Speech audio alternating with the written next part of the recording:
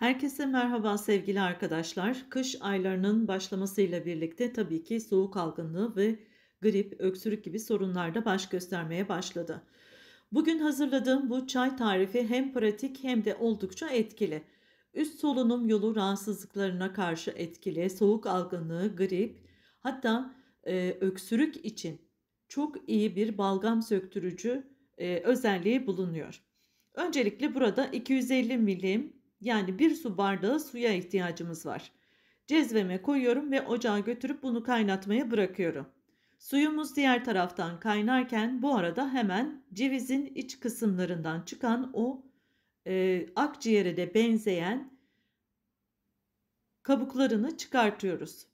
Buna ceviz perdesi deniliyor arkadaşlar. Bu şekilde cevizlerimizin perdesini buradan çıkartalım. Akciğere iyi gelen ceviz perdesi çayı astım hastalarının da tercih ettiği bir üründür. Ceviz perdesinden yapılan bu çay aynı zamanda ağız kokusunun da gidermede. Kalp damar hastalıklarına karşı iyi gelir, kolesterolü kontrol altına almaya da yardımcı olur. Suyumuzu kaynamaya başladıktan sonra şöyle 5-6 tane ceviz perdesi ekliyorum. 3-4 dakika daha kaynatıyorum. 3-4 dakika daha kaynattıktan sonra ocağımızın altını kapatıp 1-2 dakika o şekilde bekletiyoruz.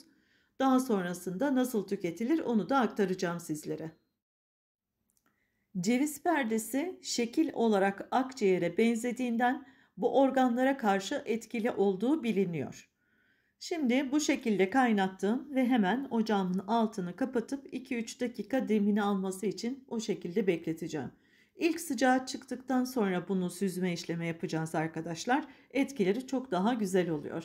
Bu çay günde bir kere ve bu öksürük ve soğuk algınlığı durumu ortadan kalkana kadar 3-5 gün kadar devam edilebilir. En doğal ve etkili balgam söktürücü ve öksürük kesicilerden bir tanesidir arkadaşlar.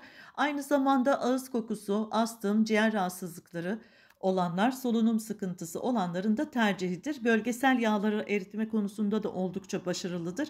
Bu şekilde zayıflamak isteyenler de bunu kullanabiliyorlar. 7 gün düzenli olarak günde bir kere tüketilebilir. Bunu bardağımıza süzdükten sonra İçerisine şöyle bir tatlı kaşığı kadar bal ekleyip tatlandırın. İçimi çok daha hoş olacaktır.